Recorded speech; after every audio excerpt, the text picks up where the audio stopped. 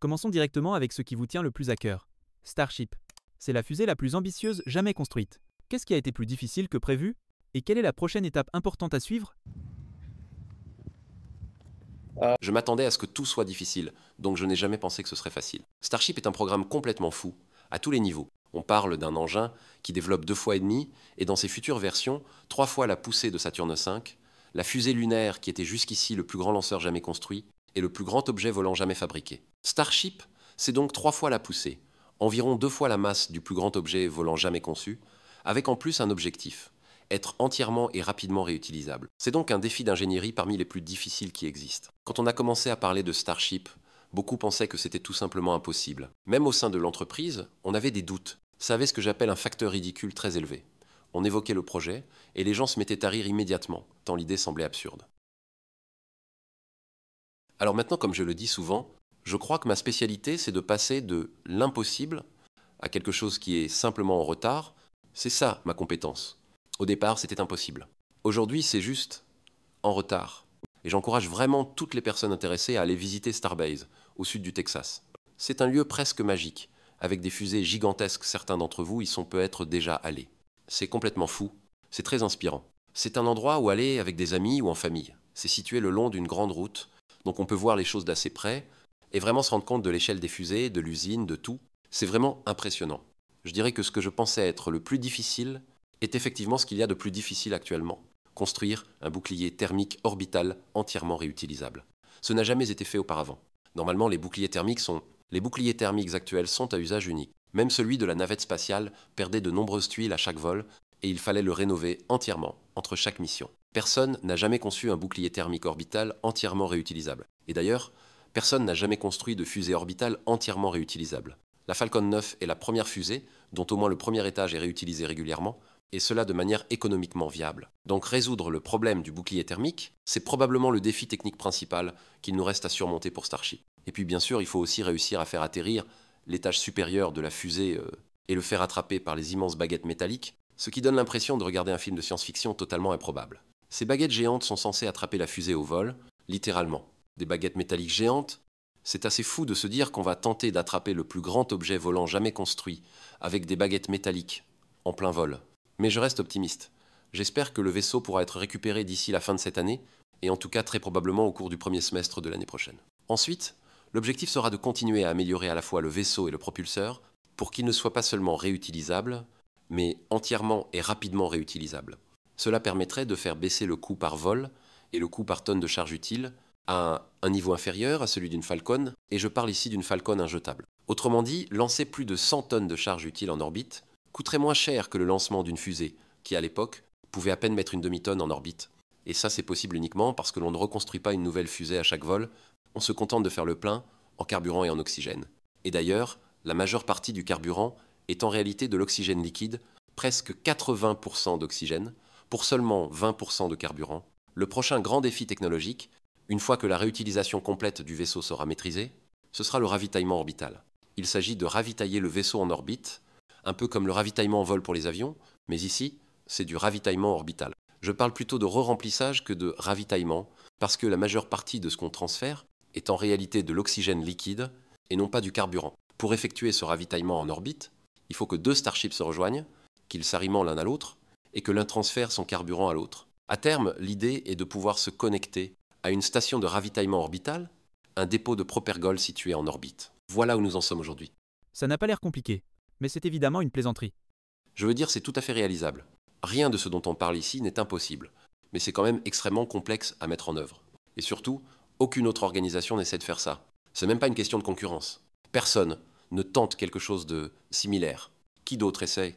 Eh bien, personne en fait. Et même après toutes ces années, il n'existe toujours aucune entreprise qui réutilise un étage de fusée. Personne n'a même essayé d'atteindre le niveau de réutilisation de Falcon 9, alors qu'on a clairement démontré que ça fonctionne et que ça a un énorme intérêt économique. Je compare souvent ça à n'importe quel moyen de transport. Imaginez que vous deviez jeter votre voiture après chaque trajet. Vous penseriez, c'est une voiture complètement folle. Il faut en acheter une nouvelle à chaque fois qu'on l'utilise. Mais c'est exactement ce qui se passe aujourd'hui avec les fusées. Et je pense que personne ne prendrait la voiture si, à chaque trajet, il fallait acheter une voiture neuve et en plus en tracter une deuxième derrière soi pour le trajet retour. Parlons de l'impossible. Elon, à quoi ressemblerait une ville autonome sur Mars? Combien de personnes y vivraient? Quel type d'économie? Et quel système de gouvernance serait en place? Eh bien, la question de la gouvernance, ce sera aux Martiens d'en décider. On a quelques représentations artistiques de ce à quoi une ville sur Mars pourrait ressembler, mais pour être honnête, je ne sais pas vraiment. Ce qu'on sait en revanche, c'est que Mars n'est pas encore terraformé, on ne peut donc pas y vivre à l'extérieur à l'heure actuelle. Au début, il faudrait vivre dans des dômes de verre ou dans quelque chose d'équivalent, et on pourrait sortir à l'extérieur en combinaison martienne, mais pas sans combinaison. Mais j'ai aussi dit, et peut-être que ça vaut le coup de l'expliquer pour ceux qui n'en ont jamais entendu parler. Pourquoi? Pourquoi faire tout ça? Quel est le but? Pourquoi Mars? Est-ce qu'on ne devrait pas simplement se concentrer sur la Terre? Et je réponds, oui, bien sûr. Je pense que 99% de nos efforts doivent être consacrés à la Terre. Mais peut-être que 1% de ce que nous faisons devrait être consacré à devenir une civilisation spatiale, à devenir une espèce multiplanétaire. Parce qu'il y a un argument défensif derrière cela. Si jamais quelque chose devait arriver à la Terre, quelque chose qui détruise la civilisation, ça pourrait être une troisième guerre mondiale, ou un astéroïde comme celui qui a éradiqué les dinosaures, eh bien, on voudrait s'assurer que la petite flamme de la conscience, celle que représente l'humanité, ne s'éteigne pas. C'est pourquoi, selon moi, il est essentiel de devenir une espèce multiplanétaire pour assurer la survie à long terme de la conscience, ainsi que celle de toutes les formes de vie que nous connaissons sur Terre. Parce que les autres formes de vie, elles ne peuvent pas, par elles-mêmes, étendre la vie vers une autre planète. Mais nous, on peut le faire pour elles. On peut emmener les autres formes de vie avec nous. Oh, enfin bref. Et pour être clair, je suis un optimiste. Je pense que le scénario le plus probable, c'est que le futur sera bon, mais il y a toujours une petite chance que quelque chose tourne mal. Et si cela arrivait, on ne voudrait pas que la lumière de la conscience s'éteigne. On veut que cette lumière continue d'exister. Ça, c'est l'argument défensif. Et puis, il y a aussi l'argument inspirant, la vie ne peut pas se résumer à résoudre une suite de problèmes misérables. Il faut aussi avoir des raisons de se projeter dans l'avenir, des choses qui vous donnent envie d'être en vie, qui vous donnent envie de vous lever le matin, de vous dire « j'ai hâte de voir ce qui va arriver ». Ce genre de choses existe, et ce qu'on en apprend peut inspirer l'ensemble de l'humanité. C'est exactement ce qu'a fait le programme Apollo. C'était une source d'inspiration mondiale. Même si très peu de gens sont réellement allés sur la Lune, on a tous, quelque part, vécu ce moment par procuration. Et ça a été un immense accomplissement pour l'humanité. Un moment qui a inspiré des gens partout dans le monde. Et le fait d'en apprendre davantage sur l'univers, de découvrir ce qui se passe là-haut, même si vous n'y allez pas vous-même, ça reste profondément inspirant. Et je pense que tout cela compte énormément. Penses-tu que SpaceX ira un jour au-delà du système solaire? Est-ce qu'il y a un plan pour ça? J'espère. Mais je ne sais toujours pas. Probablement pas de mon vivant, mais oui, un jour, je pense que ça arrivera. Parlons des robotaxis. Comment vois-tu cette plateforme coexister avec le reste de la gamme Tesla? Est-ce qu'elle va remplacer la Model 3? Et si oui, pourquoi? Le Cybercab, c'est un véhicule 2 places, et donc il ne remplacera pas les Model 3 et Model Y, car ces derniers peuvent accueillir 4 à 6 passagers. Je pense qu'on verra plutôt le Cybercab utilisé pour transporter 1 ou 2 personnes, et ensuite, en fonction de la demande, le système enverra une Model 3 ou une Model Y pour 4 ou 6 passagers selon les besoins. Et puis, on aura aussi des véhicules de plus grande taille. Mais c'est pas vraiment le bon moment ni le bon endroit pour annoncer de nouveaux produits, donc pour être totalement honnête, je dois faire un peu attention à ce que je dis ici. Est-ce que Tesla prévoit de posséder une grande flotte de robotaxis? Et quand est-ce que les particuliers pourront utiliser le réseau Tesla pour proposer leurs propres véhicules autonomes? Oui, une partie de la flotte sera propriété de Tesla et une autre partie sera propriété des clients. On peut imaginer un modèle hybride, un peu comme une combinaison entre Uber et Airbnb. Certaines personnes possèdent leur propre véhicule et peuvent l'ajouter ou le retirer du réseau à leur convenance, tandis que d'autres véhicules seront directement détenus par Tesla. Si les robotaxis réussissent, Elon, comment Tesla va-t-elle gérer ce paradoxe? Fabriquer les meilleures voitures du monde, tout en créant un système qui pourrait mener à avoir besoin de moins de voitures?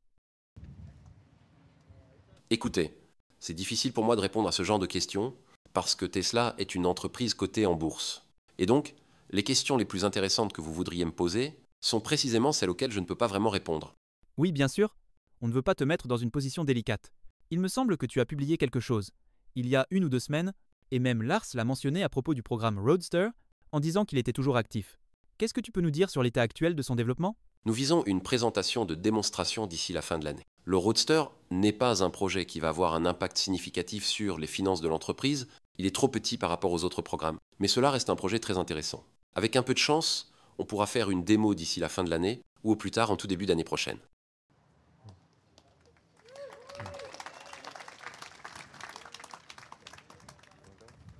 Tu as dit qu'Optimus pourrait un jour valoir plus que toute l'activité automobile de Tesla. Quel est le plan, à partir d'aujourd'hui, pour arriver à une adoption massive de ce robot? Encore une fois, tu me poses une question qui touche directement à la valorisation de l'entreprise, et donc ce n'est pas vraiment quelque chose que je peux commenter en détail. Concernant la version 3 d'Optimus, je pense que c'est enfin le bon design pour aller vers une production en volume. Mais c'est une refonte majeure par rapport à la version 2.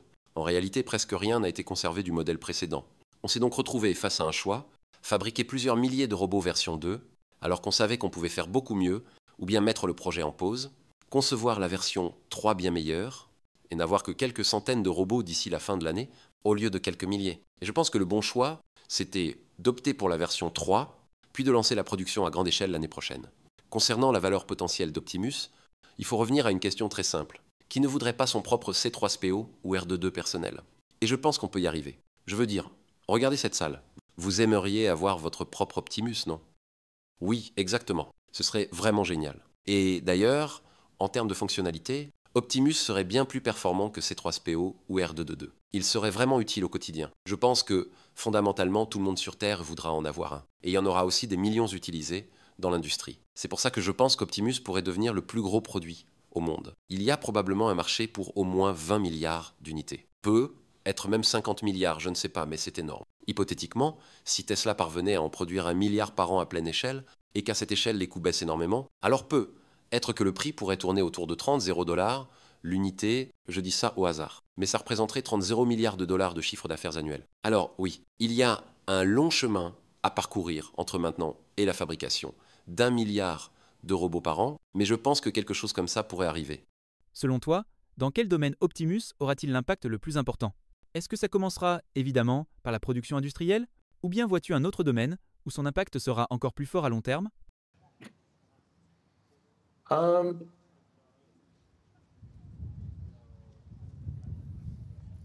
Au départ, on visera des cas d'usage à très forte valeur ajoutée. Par exemple, pour quelqu'un qui a besoin de soins médicaux intensifs, Optimus pourrait jouer le rôle d'infirmier ou d'assistant 24 heures sur 24 auprès d'une personne tétraplégique, par exemple, ou de toute personne ayant besoin d'une aide physique constante. Ce genre d'usage serait véritablement transformateur pour beaucoup de gens. Ensuite, on l'utilisera aussi dans des environnements dangereux ou dans des situations où le travail est extrêmement répétitif. En réalité, toute tâche qui comporte un risque pour la vie ou un risque important de blessure serait un très bon cas d'usage initial pour Optimus. Si tu te projettes dans 10 ans, lequel sera le plus transformateur selon toi? La conduite autonome complète ou Optimus? Optimus. C'est très difficile à dire, ce n'est pas quelque chose qu'on peut prédire facilement. Ce sont deux technologies extrêmement complexes et ce n'est pas aussi simple qu'il n'y paraît. Oui, je vois que tu bois du bon vieux Diet Coke. Au passage, tu as laissé entendre qu'on pourrait atteindre l'intelligence artificielle générale, AGI, voire une super intelligence numérique cette année ou l'an prochain. Comment saura-t-on qu'on a franchi ce cap? Et à quoi ressemblera le premier jour de l'AGI? Eh bien, je ne suis pas certain. Je pense que ce ne sera pas un événement spectaculaire au début. En tout cas, les premières étapes ne seront peut-être pas aussi marquantes qu'on l'imagine. Ce que l'IA n'a pas encore fait, c'est inventer de nouvelles technologies utiles ou découvrir de nouvelles lois de la physique. Mais je pense que c'est quelque chose qui va finir par arriver. Si Grok devient plus intelligent que n'importe quel être humain, quel sera notre rôle à ce moment-là? Sommes-nous encore des copilotes, des superviseurs, ou simplement du code hérité du passé? Eh bien, ce ne sera pas uniquement Grok. Il y aura de nombreuses intelligences artificielles. uh,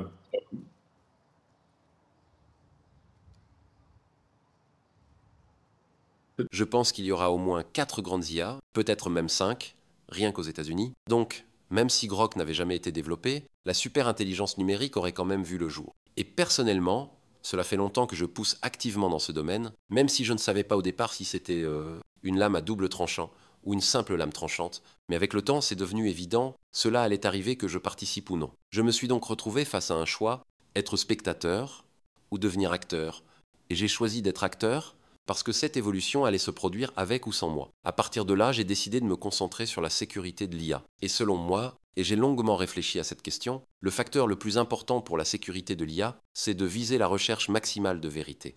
Ce que cela implique, c'est souvent dire des choses qui sont peut-être politiquement incorrectes, mais factuellement exactes. Et cela inclut aussi le fait de reconnaître ses erreurs quand elles se produisent et de prendre ensuite des mesures correctives. Aujourd'hui, Grok a encore beaucoup de chemin à parcourir pour devenir une IA véritablement orientée vers la vérité. Mais je pense que cet objectif est parfaitement aligné avec la capacité à inventer de nouvelles technologies ou à résoudre des problèmes médicaux, par exemple. Si vous voulez guérir le cancer, vous devez impérativement être dans une démarche de recherche de vérité maximale pour comprendre les causes profondes, par exemple. Donc je pense que cette logique est fondamentale, à la fois pour la sécurité de l'IA et pour son utilité réelle. Concernant l'économie du futur, je pense qu'elle sera très différente de celle que nous connaissons aujourd'hui. Dans le scénario positif, celui vers lequel nous travaillons activement, il n'y aura aucune pénurie de produits ou de services. En clair, tout le monde pourra accéder aux produits et aux services qu'il souhaite. Les gains de productivité que vont apporter l'IA et la robotique sont tout simplement sidérants à imaginer.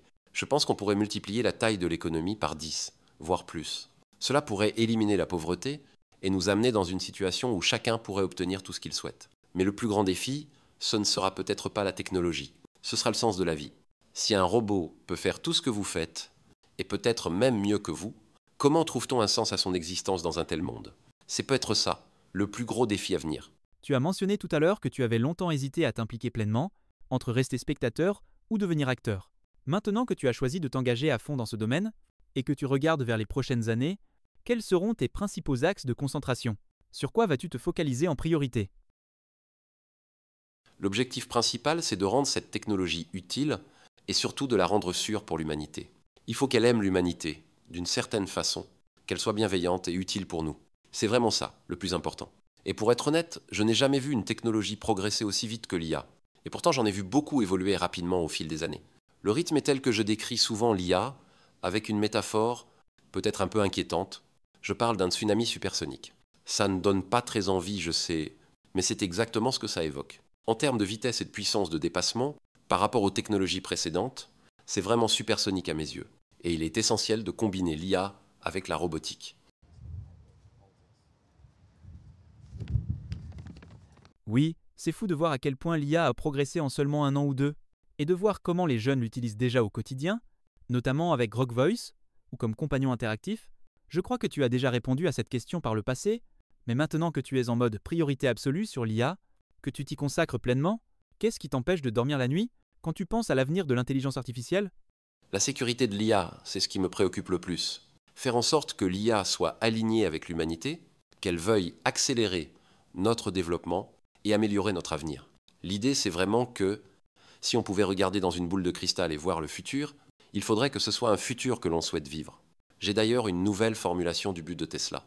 Avant, la mission de Tesla, c'était accélérer la transition vers une énergie durable, ce qui est déjà un objectif très important. Et si j'ai choisi de me concentrer sur l'énergie durable au départ, plutôt que sur l'IA, c'est parce que j'étais convaincu que c'était une lame à un seul tranchant, c'est-à-dire une technologie purement bénéfique. Donc oui, on peut dire qu'avec l'énergie durable, on est sur la bonne voie. Et ça, c'est clairement positif. Par définition, l'énergie durable est bénéfique. On a un air plus propre et on n'est plus dépendant de ressources fossiles limitées. Avec une combinaison de solaire, de batteries et de voitures électriques, on obtient quelque chose de clairement bon, sans ambiguïté. En revanche, pour l'IA, comme je l'ai dit, c'est plutôt une lame à double tranchant. Mais je pense que dans l'ensemble, les chances sont élevées que cela apporte du positif. Une prospérité immense, la capacité de guérir toutes les maladies, et bien plus encore. Donc ça pourrait vraiment être extraordinaire, mais en même temps, il faut rester vigilant, ne pas tomber dans la complaisance, et même garder une part de paranoïa constructive. Parce qu'il faut s'assurer qu'on se dirige vers un bon futur avec l'IA, et non pas vers un futur catastrophique. Du point de vue de Tesla, avec les voitures autonomes, et surtout avec Optimus, on est en train d'atteindre des niveaux qui peuvent devenir complètement fous. D'ailleurs, je recommande toujours de jeter un œil à l'analyse de Cathie Wood et d'Ark Invest à ce sujet. Ils ont eu raison dans le passé, et je pense qu'ils ont encore raison cette fois-ci, même si cela demandera une exécution très difficile. Il y a des gens qui disent que la valorisation de Tesla pourrait atteindre 25 000 milliards de dollars. Et je pense que c'est probablement vrai. Si nous réussissons dans le domaine du transport autonome et avec Optimus, alors oui, on pourrait vraiment atteindre une valorisation entre 20 et 30 000 milliards de dollars. C'est, à dire, 20 à 30 fois plus que ce que vaut Tesla aujourd'hui. Tout le monde applaudit. Oui, les calculs sont clairs. C'est simplement une quantité de travail colossale, mais je pense que si on accomplit ce travail, alors cela arrivera.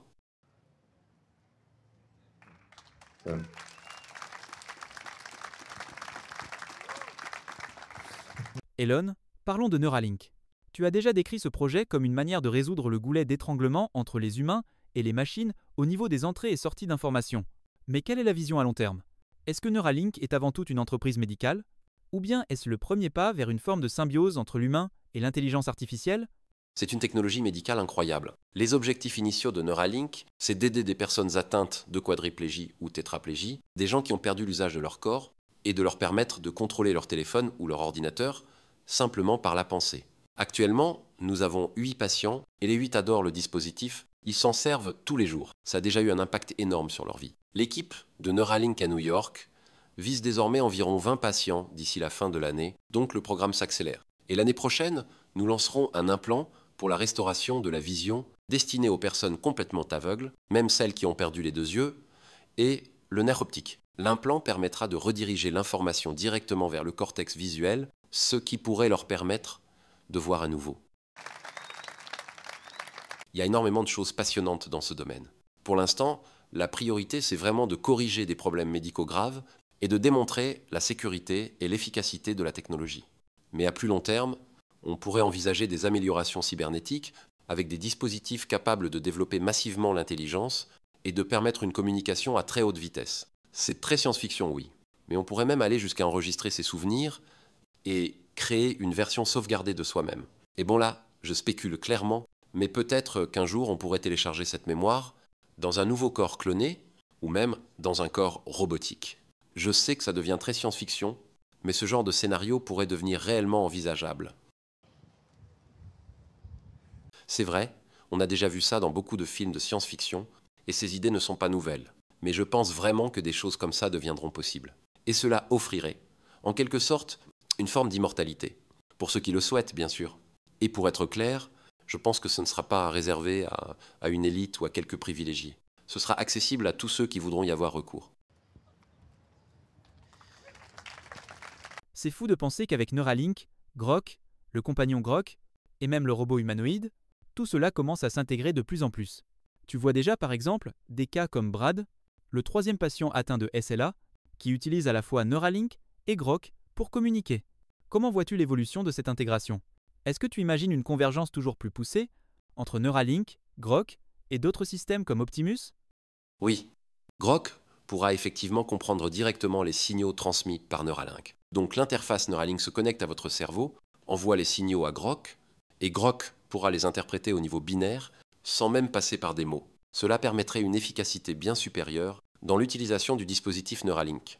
Et là, on entre dans des questions vraiment fascinantes, presque philosophiques. Pense à tout le travail que ton esprit fournit pour prendre une idée ou une image complexe et tenter de la traduire en mots. Il y a beaucoup de pertes dans cette traduction parce que les mots ne peuvent pas toujours transmettre fidèlement ce que tu visualises mentalement. Et si tu n'es pas artiste, il est encore plus difficile de faire passer une image mentale sur papier ou à l'écran.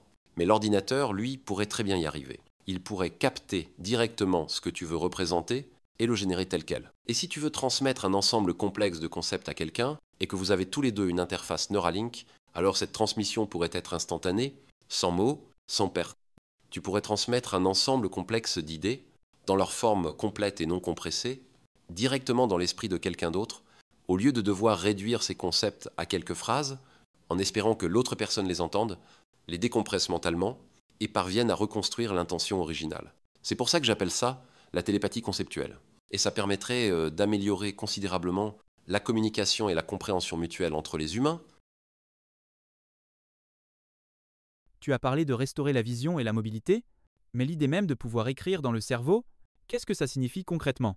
Et l'audition aussi, bien sûr. Désolé, je ne l'avais pas mentionné. En fait, s'il y a une lésion sensorielle ou cérébrale, en principe, cette fonction perdue pourrait être restaurée avec Neuralink. Cela inclut donc la vue, l'ouïe, l'odorat, même si je ne sais pas combien de personnes perdent vraiment l'odorat, le toucher, etc. Par exemple, si quelqu'un était victime d'un AVC et a perdu la capacité de bouger le bras gauche, Neuralink pourrait permettre de restaurer ce mouvement.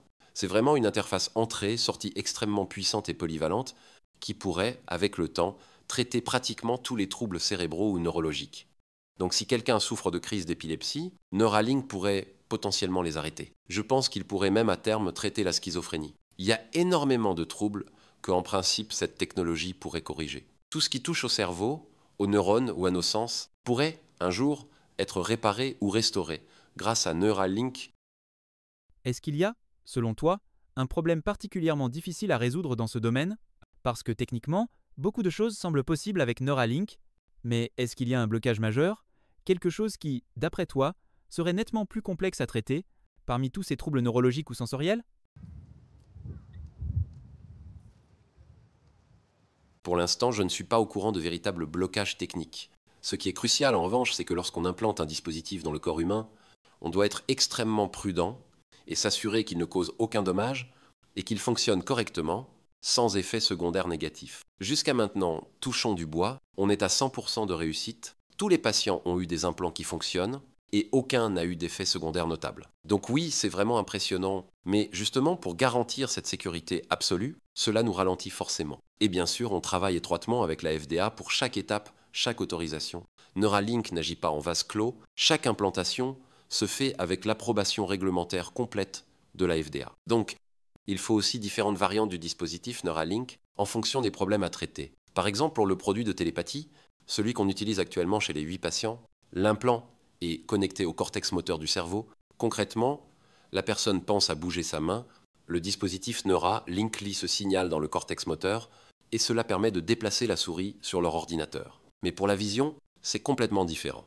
Il faut stimuler le cortex visuel qui est situé à un autre endroit du cerveau et en plus, il est un peu plus en profondeur. Donc dans ce cas-là, il faut insérer les électrodes plus profondément pour atteindre la zone visuelle. Et ici, ce n'est pas de la lecture, c'est de l'écriture. On envoie directement des pixels au cortex visuel. C'est quelque chose qu'on a déjà réussi à faire fonctionner chez des singes depuis environ 3 ans maintenant. D'ailleurs, l'un de nos singes possède à la fois un implant de télépathie et un implant de vision artificielle. C'est un singe très heureux. Je tiens à souligner qu'on prend extrêmement soin de nos animaux. C'est vraiment quelque chose de fondamental pour nous. Je l'ai toujours dit, imaginons que nous soyons à leur place et faisons exactement tout ce que nous aimerions qu'on fasse pour nous dans cette situation. D'ailleurs, l'inspectrice américaine qui est venue visiter nos installations a dit que dans toute sa carrière, elle n'avait jamais vu un enclos pour singes aussi bien entretenu. Et je peux vous dire une chose, les singes adorent notamment avec l'implant télépathie. Les jeux vidéo et les petites récompenses, comme nous. Si vous regardez la vidéo de Peyton Rogers, je crois qu'il a 4 ans maintenant, on le voit assis tranquillement sur une branche, en train de siroter un smoothie à la banane. Et il en reçoit à chaque fois qu'il marque des points dans le jeu, il a une gorgée de smoothie. Mais il n'est absolument pas retenu de force. Il aime vraiment jouer. C'est exactement comme les humains, ils aiment les snacks et les jeux vidéo, et c'est pareil pour eux. Une question que je me pose, en quoi la construction d'un robot humanoïde et le développement de Neuralink s'entrecroisent-ils? Si c'est le cas, est-ce qu'il y a des liens, des enseignements communs entre les deux? Y a-t-il des zones de recoupement entre ces deux projets? Je dois dire que construire un robot humanoïde m'a vraiment amené à réfléchir profondément à la manière dont le corps humain fonctionne. On développe une nouvelle forme d'admiration pour ce que représente le design du corps humain. C'est vraiment impressionnant. Bon, évidemment, je pense que certains éléments pourraient être mieux conçus, comme par exemple la colonne vertébrale. Pourquoi avons-nous autant de douleurs lombaires? C'est vraiment agaçant. Peut-être que la solution est simplement de ne pas affronter de lutteurs de sumo. Oui, sérieusement, je me suis reconnu dans cet exemple. Mais au fond, tout le monde connaît des douleurs dorsales à un moment ou un autre dans sa vie, et c'est aussi quelque chose qu'on pourrait réellement résoudre, ce qui serait formidable. Mais avec Optimus, ce qui m'a frappé, c'est à quel point cela m'a amené à réfléchir à la manière dont fonctionnent nos mains, à notre équilibre, à la façon dont on réalise des actions complexes, mais surtout, je dirais, la complexité et la perfection de nos mains. C'est vraiment stupéfiant. Les choses que nos mains sont capables de faire, c'est incroyable. Dans le cas d'Optimus, les mains représentent à elles seules plus de la moitié du problème électromécanique. L'autre moitié, c'est tout le reste du corps. Et honnêtement, quand on regarde ses mains bouger, et qu'on réalise que si on ouvrait son avant-bras, on verrait que la plupart des muscles qui contrôlent les doigts ne sont même pas dans la main, mais dans l'avant-bras. Ces muscles tirent les doigts comme des fils de marionnettes. Il n'y a en réalité qu'un petit nombre de muscles situés directement dans la main. La main est entièrement contrôlée par des tendons qui passent à travers ou au-dessus du canal carpien. Autrement dit, votre main fonctionne comme une marionnette, manipulée depuis l'avant-bras. C'est fou de voir à quel point le corps humain influence tout ça, que ce soit avec Tesla Vision, qui essaye de percevoir le monde un peu comme un être humain, en abandonnant le radar pour se rapprocher de la vision biologique, ou bien avec le robot humanoïde, où il faut vraiment comprendre en détail le fonctionnement du corps humain. Est-ce qu'il y a, selon toi, d'autres parties du corps, au-delà des mains, qui semblent être un des plus grands défis mécaniques, qui vont continuer à inspirer directement la conception du robot humanoïde? Et est-ce que tu penses que la vision artificielle, à la manière de Tesla Vision, va aussi continuer à se rapprocher de la perception humaine du monde? Avec Optimus, on peut réutiliser l'ordinateur de pilotage automatique. L'intelligence d'Optimus est alimentée par la même IA que celle qui contrôle les véhicules Tesla. Et on utilise un petit pack de batterie, proche de ce qu'on trouve dans une voiture, donc on bénéficie d'un système déjà bien optimisé au niveau énergétique. L'IA embarquée dans les véhicules est très similaire à celle qui tournera sur Optimus, d'abord avec le hardware AI 4, puis plus tard avec le hardware AI 5 une fois qu'il sera prêt. Il y a donc beaucoup de points communs et de profils réutilisables entre les deux systèmes. Mais l'élément déterminant, c'est vraiment la main. Et pourtant, je suis convaincu qu'Optimus deviendra le plus grand produit jamais créé.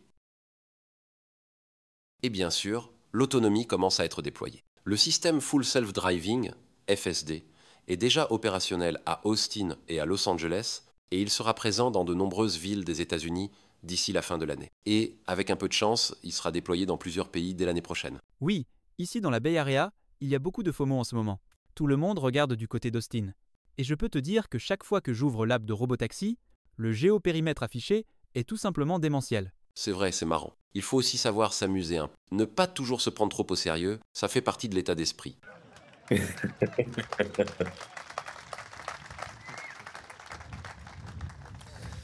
Parlons un peu de X. Tu l'as appelé l'application à tout faire, et justement, on est aujourd'hui à l'événement X Takeover. Mais X est encore en phase de transition. Alors, concrètement, à quoi veux-tu que X ressemble dans 5 ans?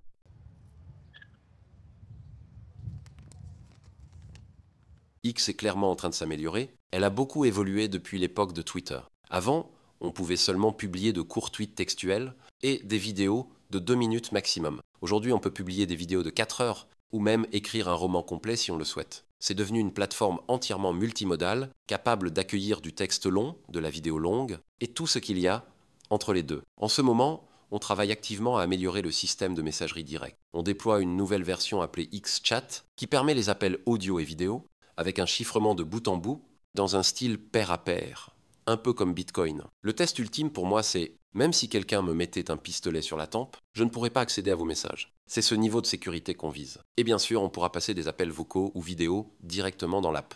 On prépare aussi le lancement de X-Money ou X-Finance qui devrait arriver dans quelques mois. On l'utilise déjà en interne, en version bêta au sein de l'entreprise. Et ça, ce sera un élément majeur dans la suite du développement de X. L'un des objectifs fondamentaux, c'est de garantir un accès le plus large possible à la plateforme, tout en assurant la liberté d'expression, autant que possible dans les limites de la loi. Il y a aussi une volonté d'aspiration à la vérité. C'est ce qu'on essaie de refléter à travers Community Notes, où même les personnes les plus puissantes peuvent être corrigées. Community Notes peut me corriger, elle peut corriger des présidents, des PDG, et même de grands annonceurs, même si cela a un coût financier. Je pense que c'est une valeur saine et qu'il s'est passé beaucoup de choses positives jusqu'ici. On essaie aussi d'améliorer l'algorithme, même si, on le sait, il laisse encore à désirer aujourd'hui. Désolé pour ça. Ah oui, je disais que l'algorithme peut devenir complètement fou certains jours, surtout, par exemple, quand le géorepérage des robotaxis s'est élargi. Yeah, Oui. L'objectif de l'algorithme, c'est de montrer aux utilisateurs ce qu'ils trouveront le plus intéressant. Mais pour l'instant, il a tendance à en faire trop dans une seule direction. Dès qu'un sujet devient un peu viral, l'algorithme de X va vous le montrer encore et encore, jusqu'à ce que vous vous disiez « D'accord, pas besoin de voir ça 20 fois ». Par exemple, le truc avec le genre de Sydney Sweeney, je crois que je l'ai vu 400 fois à ce stade. Rire. Les premières fois, c'était bien, mais pas besoin de le voir 100 fois non plus. Parce qu'au final, on veut surtout apprendre de nouvelles choses. Mais dans l'ensemble, X progresse régulièrement, et on avance vers une plateforme qui permet de faire à peu près tout ce qu'on veut. Je suis plutôt confiant quant à la direction que ça prend. Oui, on attend tout le lancement des paiements. Et c'est fou quand on y pense, ça fait vraiment penser à cette phrase « Le destin adore l'ironie ». X point, comme c'était déjà là à la fin des années 90, puis tu l'as racheté des années plus tard, et maintenant, tu reviens pleinement dans les paiements. C'est comme boucler une boucle, d'une certaine manière. Oui, c'est une forme de retour poétique, ou disons une manière de revenir à quelque chose qui était resté inachevé avec PayPal, et cette fois, d'aller jusqu'au bout en complétant réellement la gamme de produits. Quel rôle vois-tu pour Grok et XAI dans le futur de X? S'agit-il simplement d'une fonction intégrée? Ou est-ce que ça deviendra une couche d'intelligence centrale qui transformera complètement l'expérience utilisateur sur la plateforme? Oui, Grok est vraiment utile. Le bouton Grok, que tu peux utiliser sur n'importe quel poste, permet d'obtenir une analyse assez précise de ce qui est partagé. Ce n'est pas parfait à 100%, mais ça donne souvent une lecture plus approfondie de l'information, avec du contexte supplémentaire, et ça aide à déterminer si c'est vrai ou non. On vient d'ajouter Grok sur les publicités aussi. Tu peux maintenant cliquer sur le bouton Grok pour demander « Est-ce que ce produit fonctionne vraiment ? Est-ce que c'est fiable ?» C'est une fonctionnalité que j'ai toujours voulu avoir. Parce que franchement, face à certaines pubs, on se demande, est-ce que ce truc marche vraiment? Et maintenant sur X, tu peux le demander directement à Grok. Bon, j'imagine que les annonceurs dont Grok dira que le produit ne marche pas trop ne resteront peut-être pas longtemps sur la plateforme, mais au fond, si ça peut pousser vers plus d'honnêteté dans la publicité, je pense que ce serait une très bonne chose.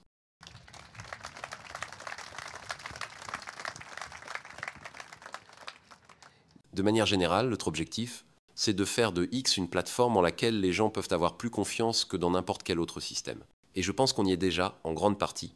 Ça ne veut pas dire que X est parfait. Il y a clairement des erreurs, comme partout. Mais honnêtement, y a-t-il une autre plateforme de médias sociaux en laquelle vous avez plus confiance que X? Non, aucune. Personnellement, je ne fais pas confiance à Facebook. Je ne dis pas ça pour m'acharner sur eux, mais soyons francs. Je pense qu'on peut dire, assez justement, que X est aujourd'hui la plateforme la plus digne de confiance, ou, au minimum, la moins indigne de confiance parmi les réseaux sociaux. Oui, je pense que ça s'est vraiment révélé au grand jour, notamment pendant la période du Covid, quand on voyait certaines informations censurées ailleurs, et puis on arrivait sur X, et on pouvait voir ce qui se passait réellement en temps réel. C'est devenu, d'une certaine manière, la place publique numérique du monde entier. Parfois, ça ressemble à une bagarre générale, mais malgré tout, c'est l'endroit où l'on peut réellement comprendre ce qui se passe. Oui, c'est exactement ça. Et je tiens à souligner qu'il reste encore beaucoup de chemin à parcourir. Ce n'est pas parfait, loin de là. Mais je pense que ça s'améliore progressivement. Parfois, c'est 2 pas en avant, 1 pas en arrière, mais la tendance globale est très positive. L'objectif, c'est vraiment que X devienne l'endroit où l'on peut comprendre ce qui se passe réellement dans le monde, accéder à la vérité, et en plus apprendre énormément de choses. Tu peux poser des questions à Grok sur n'importe quelle nouveauté, invention ou annonce, et obtenir immédiatement des explications, ce qui te permet de t'éduquer instantanément sur le sujet. Oui, et ce qui est important aussi, c'est que lorsque Grok se trompe, on surveille ses erreurs et on les réinjecte dans le système pour que Grok devienne idéalement de moins en moins correct avec le temps. Oui, c'est vraiment fou de penser à ce qu'on peut déjà faire. Tu peux parler à Grok, lui demander des choses directement liées à ton fil d'actualité, comme « Reformule ce post pour qu'il sonne comme si c'était moi qui l'écrivais » ou « Aide-moi à rédiger une réponse sur ce sujet ». Et ça, c'est déjà possible aujourd'hui. C'est plutôt amusant, oui. En fait, l'un de nos 2 grands objectifs avec Grok, c'est qu'elle devienne à la fois l'IA la plus tournée vers la vérité, mais aussi l'IA la plus drôle. Parce qu'il faut aussi savoir s'amuser dans la vie. Et comme on dit, le rire est le meilleur des remèdes. Il faut garder cette dimension légère et plaisante.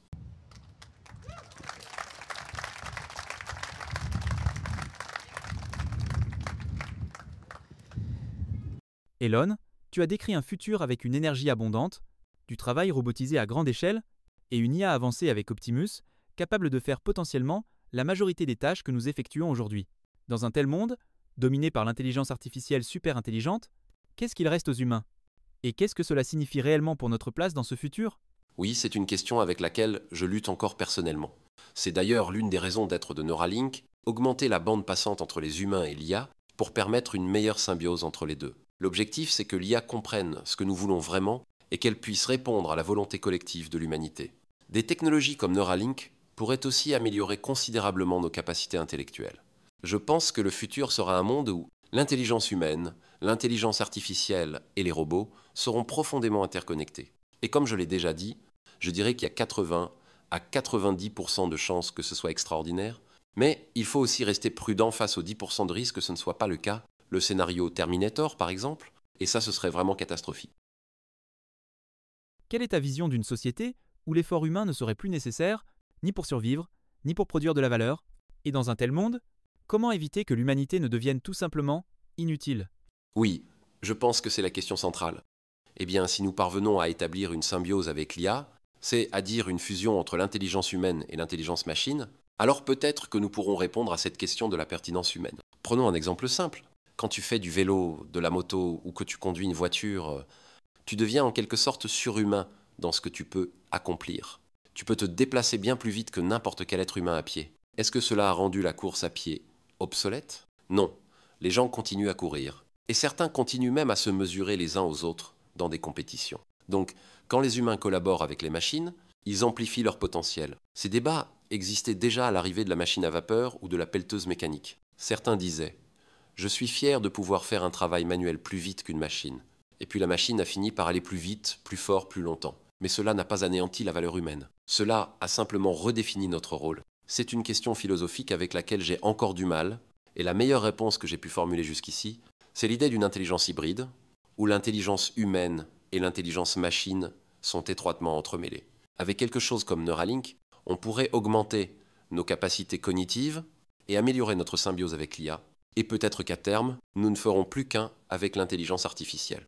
Elon, tu es en train de résoudre un grand nombre de problèmes et, comme tu le dis parfois toi-même, d'en créer de nouveaux aussi, mais dans le bon sens, des défis enthousiasmants, entre les fusées réutilisables, la mission vers Mars avec Starship, les robots humanoïdes et leur potentiel d'impact, ou encore Neuralink, et ce qu'on a pu voir avec des patients comme Nolan et Brad. Qu'est-ce qui te donne de l'espoir aujourd'hui? Pas seulement pour l'humanité ou pour la civilisation, mais à un niveau personnel?